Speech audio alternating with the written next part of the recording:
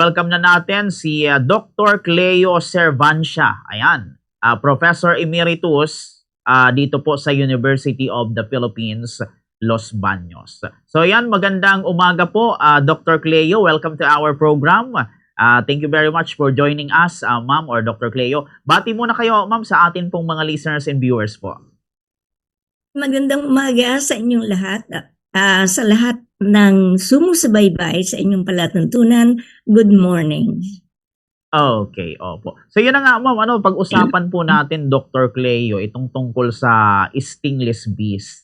Unang tanong ko dito, Dr. Cleo, ano ba yung kaibahan ng stingless bees o yung tinatawag na lakpotsukan sa normal na honeybee? And siguro bakit maswak ito dito sa atin sa Pilipinas, Dr. Cleo?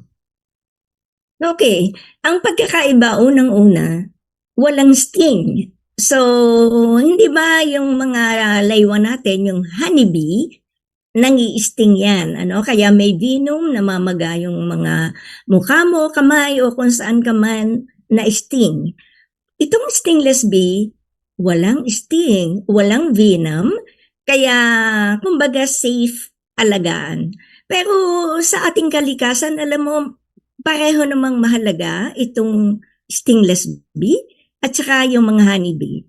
So, ipapaliwanag ko din na ang stingless bee ay hindi honeybee. So, magkaiba talaga sila. So, ang main difference, walang stinger ang stingless bee. Walang venom, walang lason, hindi kagaya nitong mga honeybee. So, yun yung main difference. Okay po yun. So ito Ma'am, isunod kong katanungan ngayon. Sa inyo, Ma'am, na palagay, gaano ba kahalaga na mapagtuunan ng pansin, especially ng mga, siguro ng mga farmers natin, ng mga Pilipino, itong stingless bee or yung beekeeping kumpara sa ibang mga gawaing pang-agrikultura, Ma'am or Dr. Cleo? Okay. Unang-una, tingnan natin ang kahalagahan nitong stingless bee. Pati na rin honeybee sa agriculture. Dahil sila ay pollinator. At alam niyo ba na marami tayong mga halaman na dumidepende sa pollinator para lang magkaroon ng bunga gaya ng mangga, avocado, mga kalabasa, so mga vegetables and other fruits. So kung wala itong pollinator na ito, wala tayong fruit setting. So, it will affect food security. So, yun ang number one. Kasi alam mo sa agriculture, di ba, pinagtutuunan natin ng pansin, yung mga fertilizer, mga pesticides, para lang gumanda ang bunga at saka ani, dumami.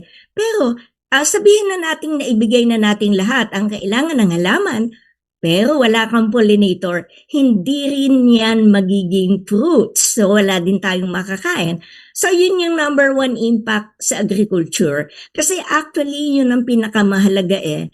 And then, sa kalikasan, yung tinatawag nating biodiversity, ang pinag-uusapan dito, hindi lang pollination ng mga economic crops, pero yun din ating mga wild plants na nakakatulong sa ating kayamanan ng ating kalikasan. So, biodiversity. So, dalawa yun biodiversity maintenance sa agriculture, sa environment. And ang pangalawa, na ito yung alam natin, marami tayong produktong nakukuha dito na pangkalusugan, gaya ng pulot, pollen. At saka meron din itong produkto na mataas ang clinical value, ginagamit sa medicine, sa mga pananaliksik, at ito ay propolis. So ganito kahalaga ang mga bubuyog, ang mga stingless bee, ang mga honeybee sa ating kalikasan. So it will affect our food security and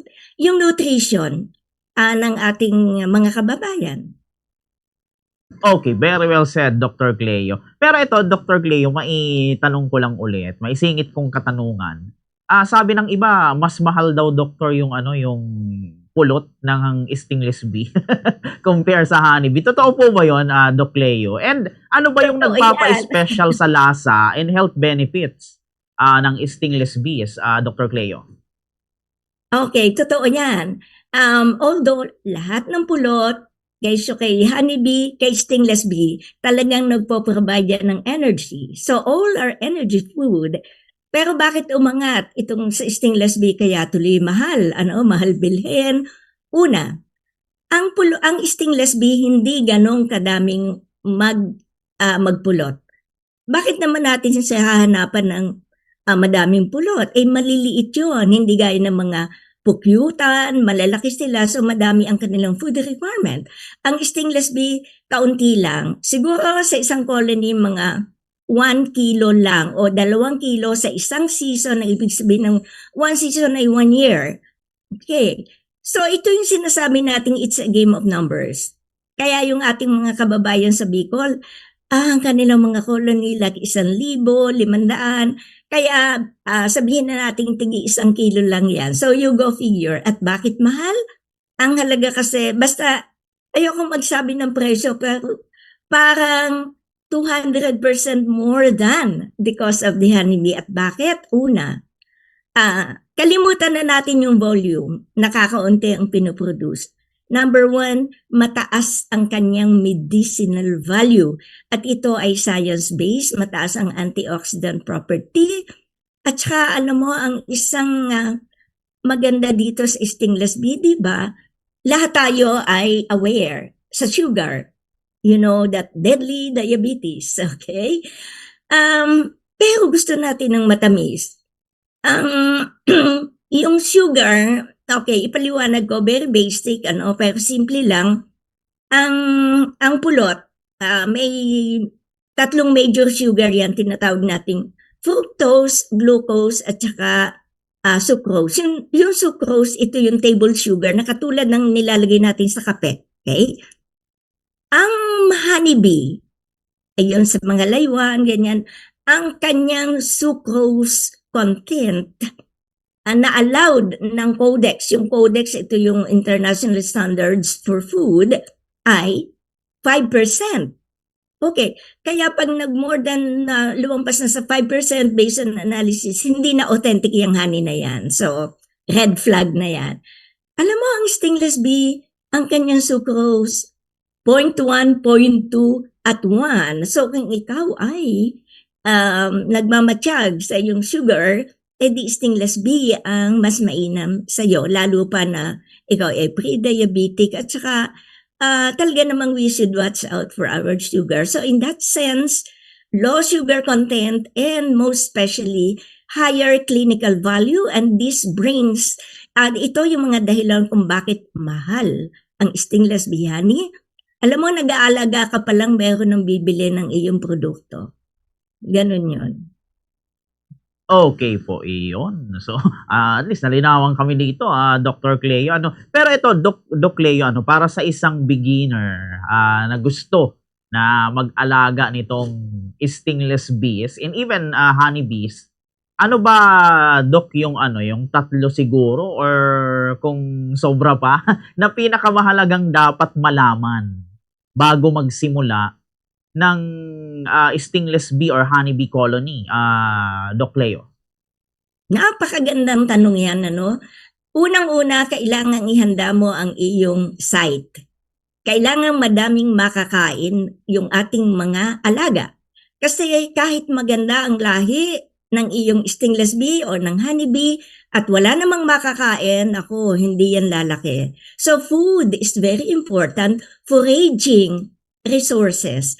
At masabi ko alam mo, ang flight range, yung abot lamang ng lipad ng stingless bee ay 250-meter radius. So anong ibig sabihin?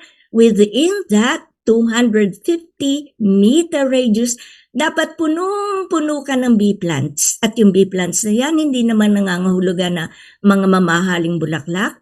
Hindi naman. So if you have Cadena de Amor, kung may coconut kayo, swak na swak kayo. So, coconut, yung mga zinnia, mga cosmos, mga common wild plants.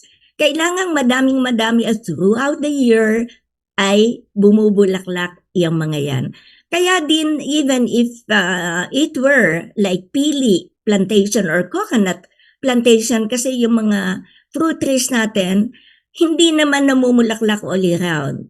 Di ba very short ang flowering period? So saan sila kukuha ng pagkain? Kaya ito ang mahalaga ng tinatawag nating bee pasture development. At ang ibig sabihin lang ay magtanim ka ng mga bulaklak na pagkain itong mga bubuyog. Alam mo, that's number one. And if you have a good site, that already constitutes 70% of your success. Lalo pa sa stingless bee. So bago kayo mag-umpisa, magtanim muna kayo. Pero alam mo, isipin din natin na hindi lang nectar at pollen ang kailangan ng ating mga stingless bee. Kailangan din niya ng propolis. At alam mo, mahal ang propolis. Hindi siya nakakain, but it has a great value for cosmetics and medicine. Meron tayong export market for propolis or even honey. Meron tayong propolis plant. Ang propolis ay dagta. It is a resin collected by the bee, kinokolekta ng mga bee galing sa halaman. At anong halaman to? Siyempre, pili. Yan, propolis plant yan. Mangga, avocado. Yon yung mga kamansi, mga katmon. Kaya kailangan din, meron din kayong ganitong halaman within the 250 meter radius kung stingless bee. Na kung ang honeybee, medyo naman maluwag tayo doon dahil ang flight range ng honeybee ay 2 to 3 kilometer radius.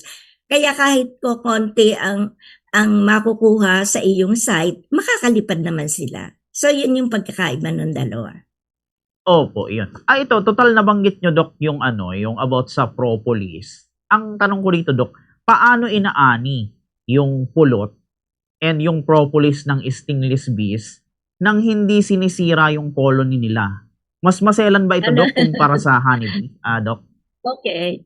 Mahabang usapan yan, alam mo, kailangan yung mag-training. And then yun sa Bicol, nandiyan yung CBSUA, yung Central Bicol State University. Andiyan si Dr. Amin Nicolas. So, yun, pwedeng, alam mo, kailangan ng training, yung hindi nadadaan sa kwentuhan ba, kailangan din ng pagsasanay o magtanong kayo kung wala mang training, consult with them. So, medyo mahaba-habang usapan to Kaya I cannot, kung sabihin ko naman, ngayon we don't have time and then hindi nyo maintindihan kung hindi actual tayong nakatingin doon sa colony. So, kailangan hands-on tayo. So, hanapin nyo na lang si Ma'am Ami Nicolas at saka anybody diyan sa CBSUA. Opo, ayun, naintindihan namin, ma'am. Nakakausap din namin, ma'am, si Dr. Ami. Pero ito, ma'am, sunod kong katanungan. Opo, sunod kong katanungan, ma'am. Sa tingin nyo, ma'am, yung karaniwang mali ng mga new beekeepers na nagiging dahilan ng pagkamatay ng colony ng mga bees, Dr. Cleo? Okay. So, maisingit ko din dito, ang problema natin dito sa ating stingless bee ay yung indiscriminate hunting. Itong mga beekeeper at yung mga hunter, kinukuha yung wild colony sa gubat like sa Sorsogon, Mount Bulusan, dyan din sa Naga, yung mga gubat. Bawal naman yan Bawal based on nasa batas 9147 Bioprospecting Wildlife Act. Bawal talagang manguha. Hindi alam ito ng mga hunter. At alam mo, umuunti na kasi may pag-aaral tayo ngayon, kumukunti na ang wild populations natin ng stingless bee. Kaya dapat dahan-dahan may regulation tayo at kaya din ini-introduce ang tamang pag-aalaga para makonserve itong mga species. So yun yung pagkakamali ng iba na kukuha sa wild and then aalagaan. Malaki ang mortality at saka bawal yan. And because we would like to conserve these resources, and I tell you, Bicol region is the seat of biodiversity for stingless bee. Kaya kailangan pangalagaan natin ito kasi ito na yung pag-asa natin. Kaya everybody should be vigilant na ito ring mga stingless bee ito nakaka-contribute sa biodiversity ng Bicol. So let us protect this and considering that yung iba namang mga hunter, hindi naman din taga Bicol. So, dinadayo yan and they are indiscriminately hunting these wild colonies nilalagay lang sa sako and it's being sold all over the Philippines and bawal po ito. So I'd like to appeal to you guys sa communication na ipatupad natin ito, ipalaganap natin itong kaalaman na bawal talagang kumuha ng wild colony. Yun po, yun yung misconception na kuha ka lang ng kuha. And then, kailangan talaga ding magsanay in order to rear it properly. Yung iba kasi hinahati yung colony, idinidivide, hindi pa naman dapat, kaya namamatay ang mga colony. So you should say, training or guidance is important and you have the technical experts in the Bicol region. Take advantage of them. Kasi yung mga expert natin dyan, kinukonsulta sila ng ibang bansa, nakikinabang, di tayo, take advantage of their expertise. We need this. Protect Bicol. Kasi ito lang, kasi yung ibang mga gubat ay kakaunti na talaga. Itong wildlife. So, seat of biodiversity of stingless bee and other bees ang Bicol. So, let us protect it. Opo, iyon. Ito ma'am, sunod kong katanungan. Ano kaya ma'am yung role ng stingless bees sa pollination ng local crops? Tulad ng halimbawa kalabasa, talong, and mga fruit trees, Doc Leo. Ay, napakagaling. Kasi sa mangga lang, it can increase the yield up to like 70%. Kasi pinag-aralan natin to, kinumpara natin itong stingless bee doon sa iba-ibang klase ng honeybee. Stingless bee talaga ang pollinator, primary pollinator ng mangga. So ito ay based sa ating Torres study. Talagang it can increase crop yield. At ganoon din sa avocado. At alam mo yung mga big commercial growers in other parts of the Philippines, talagang naglalagay sila ng colony ng stingless bees sa kanilang huge farm, plantation. Bakit? Dahil dumadami ang kanilang ani, several folds, madami. Kasi alam mo, mahal din naman yung stingless bee, mahal din ang transport cost. But, bakit sila ay gumagamit pa rin noon? Dahil yung ani ay more than enough to cover dito yung cost ng ating pollinator. So, without them, well, talagang bababa ang ating yield. And one thing more, I'd like to emphasize na ang isang kalaban nitong ating pollinator ay pesticide spraying, especially in mango. Kaya dapat alam natin ang tinatawag nating antithesis, kailan bukang-buka ang isang bulaklak like ng avocado, ng mangga, at what time of the day do the flowers open. Sa mangga, nagbubuka ang bulaklak, ang kanyang bulaklak 8 to 9 lang. So dito madaming pollinator. At ganoon din yung mga vegetable, mga kalabasa, lahat, cucurbits, crucifers, umaga ang pagbuka nila, umaga ang pollination. Diyan lahat ang ating pollinator, stingless bees, solitary bees, and other species of honeybee. Ang message dito, if application of chemical, kahit organic yan, if it is inevitable, never do your application during morning hours because it will kill all our pollinators. So, yun yung message natin dito sa mga farmers na gumagamit pa rin ng pesticides. Kasi it's nice to have this natural farming system but sometimes hindi naman nasusunod ito. Kaya gumawa na lang tayo ng paraan to help in a way to conserve them. Okay po. At ito ma'am, sunod kong katanungan. Halimbawa dito ma'am sa Bicol, ano ba ma'am yung mga species ng stingless bee na talagang native dito halimbawa sa Bicol? And totoo ba ma'am na halimbawa endangered na yung mga stingless bees ngayon, Doc Leo? Okay.